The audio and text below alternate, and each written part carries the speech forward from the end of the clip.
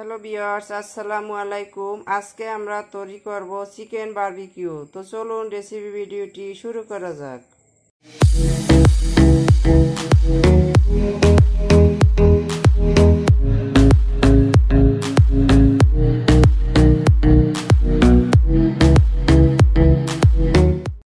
শুরুতেই এখানে আমি 2 কেজি ওজনের একটা চিকেন এভাবে পিস করে কেটে নিয়েছি।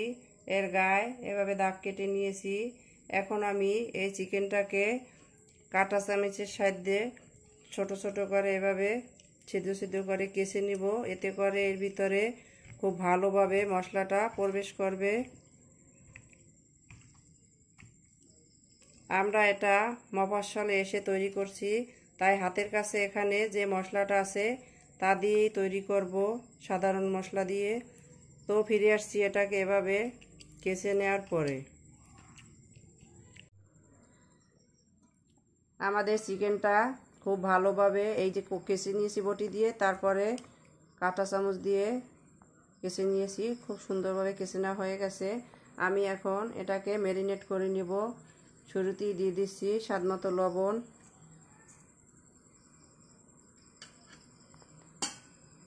এখানে আছে 1 টেবিল চামচ আদার পেস্ট, 1 টেবিল চামচ রসুনের পেস্ট, হাফ কাপ পেঁয়াজের পেস্ট দিয়ে দিচ্ছি এগুলো।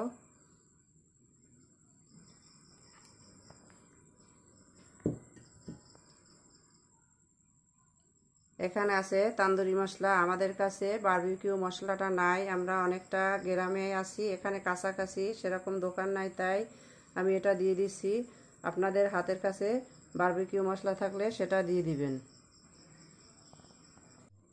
হাফ কাপ দিয়ে দিচ্ছি সয়া সস,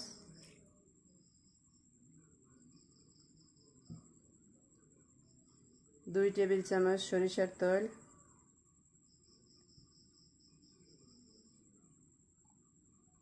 সস দিয়ে দিচ্ছি হাফ কাপ পরিমাণের,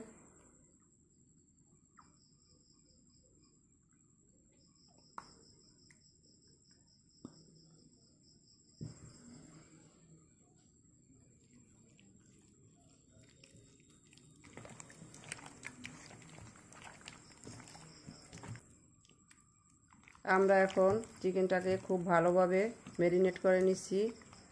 মাংসটা এমনভাবে ম্যারিনেট করতে হবে যে এই যে কেচে নিয়েছি এর ভিতরে যাতে মশলাটা প্রবেশ করে।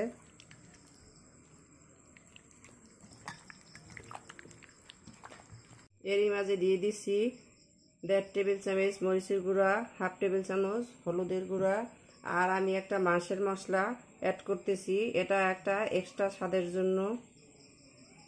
এখানে প্রায় 20 গ্রাম মশলা আছে।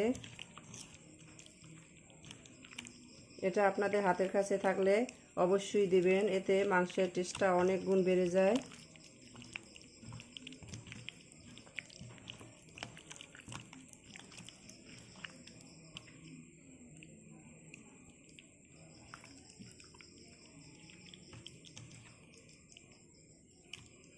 তো আমাদের মাংসটা ম্যারিনেট করা হয়ে গেছে। এখন আমি এটাকে 2 ঘন্টার মতো রেস্টে রেখে দেব। আপনাদের হাতের কাছে সময় থাকলে এর চেয়েও বেশি সময় রেখে দিতে পারেন। এটা যত বেশি সময় রেস্টে রেখে দেবেন এর টেস্টটা তত বেশি ভালো হবে। আমার হাতের কাছে সময় কম, তাই আমি 2 ঘন্টা পরে এটাকে ফ্রাই করে নিব। তো ফিরে আসছি 2 ঘন্টা পরে। ফিরে এলাম 2 ঘন্টা পরে। আমরা এখন চিকেনটাকে বারবিকিউ করব, এজন্য আমরা ছাদে চলে এসেছি। আমরা এখন চিকেনটাকে বারবিকিউ করার জন্য এভাবে ইটের উপরে নেট সেট আপ করে নিয়েছি, দেখতেই পাচ্ছেন। গ্রামীণ পদ্ধতিতে এখানে কয়লা পাওয়া যায় না, তাই আমরা নিজেরাই কয়লা তৈরি করে নিয়েছি। আমরা এখন নেটের উপরে চিকেনের মশলাটা দিয়ে গার্নিশ করে নিব। চামচের সাহায্যে আমরা এটাকে গার্নিশ করে নিচ্ছি। আমাদের হাতের কাছে এখানে স্প্যাচুলা নেই, বালি স্প্যাচুলার ব্রাশ।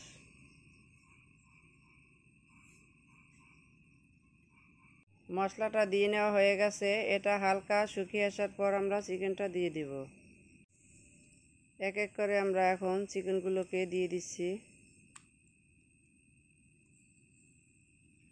মশলাটা আগে ব্রাশ করে দিলে এতে করে চিকেনটা সরাসরি পুড়ে না যায় না, তাই আগে মশলাটা দিয়ে দিয়েছি।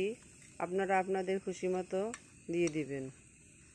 আমি চিকেনগুলোকে সেট করে দিয়ে দিয়েছি। এখন এটাকে অনবরত বাতাস দিতে হবে যাতে করে আগুনটা খুব বেশি জ্বলে না যায়। আগুনটা বন্ধ করে শুধু কয়লার আগুনটায় এটা পুড়ে নিব। চিকেন ম্যারিনেট করা যে মশলাটা ছিল সেটা এর উপর থেকে অল্প অল্প করে দিয়ে দিব। বড় কয়লায় আগুন ধরে তাই এগুলো সরিয়ে দিয়েছি।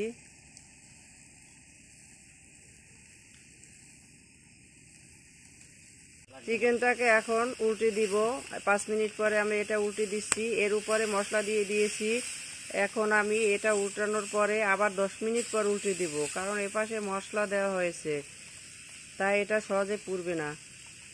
তো ফিরে আসছি আবার 10 মিনিট পরে। নেওয়ার পর আমি এখন এপাশে আবার মশলা দিয়ে দিচ্ছি। এভাবে আরও 2-1 বার উল্টে পাল্টে দিব আর মশলা দিয়ে দেবো, এতে করে চিকেনটার টেক্সচারটা খুব ভালো আসবে।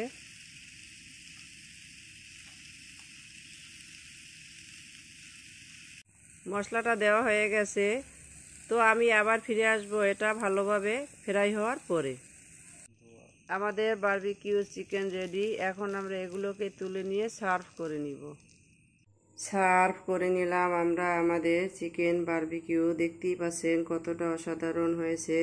আমরা এটা লুচির সাথে সার্ভ করে নিয়েছি। লুচির রেসিপি আমাদের চ্যানেলে দেওয়া আছে, চাইলে ভিজিট করে আসতে পারেন।